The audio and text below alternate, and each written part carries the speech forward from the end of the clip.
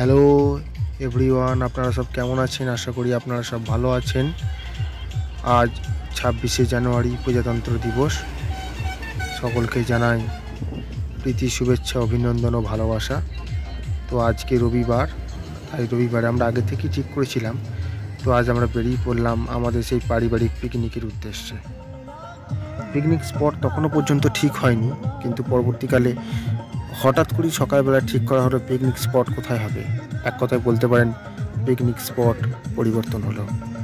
আর আমরা চলে এলাম মাইনগরের দিকে। একটা উঁচু রাস্তা, আর সেই রাস্তা থেকে একটা গলি পথ নেমে যাচ্ছে নদীর দিকে, অর্থাৎ খড়ি নদীর ধারে আমরা পিকনিক শুরু করলাম।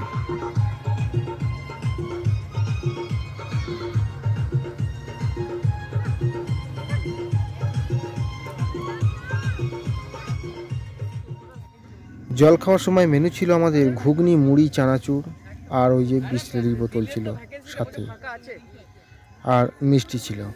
তো সবাই দেখতে পাচ্ছেন আমাদের এখন খাওয়া দাওয়া চলছে। আর এই যে কফি করার ব্যবস্থা ছিল, কারণ শুধু মুখে তো আর বসে থাকা যায় না, ভোজন রসিক বাঙালি বলে কথা। তো তাই কফির ব্যবস্থাও এখানে করা হয়েছিল। আর এই ছিল আমাদের সেই স্পট, এবং আমাদের চারিদিকে একাধিক পিকনিকের জন্য মানুষ টিম করে করে এখানে উপস্থিত হয়েছিলেন। আর এই যে মাম্পি আর আমাদের ফুচান আস্তে আস্তে হেঁটে হেঁটে আসছে, কারণ এইখানটা একটু ছায়া ছিল। আজকে শীতকাল, জানুয়ারি মাস হলেও গরম ছিল যথেষ্ট রকমের, রোদটা এক কথায় নেওয়া যাচ্ছিল না।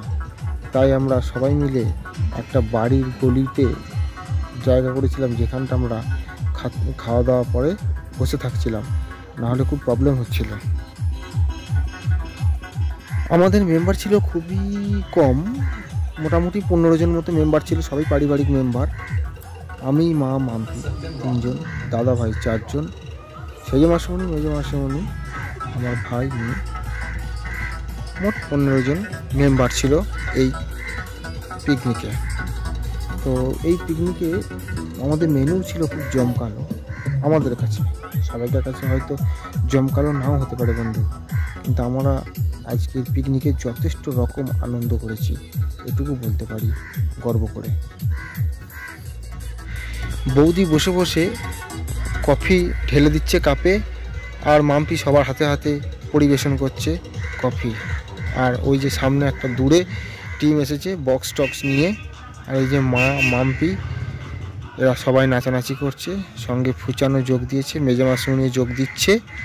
আর কিছুক্ষণের মধ্যে হয়তো আমাদের বৌদির মাও যোগ দেবেন। হ্যাঁ, উনিও যোগ দিয়ে দিয়েছেন অলরেডি। আর সবাই দেখছি খুব মজা মস্তির মধ্যেই রয়েছে।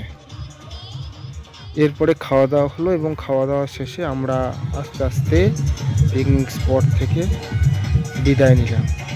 আসছে বছর আবার হবে আমাদের এই পিকনিক।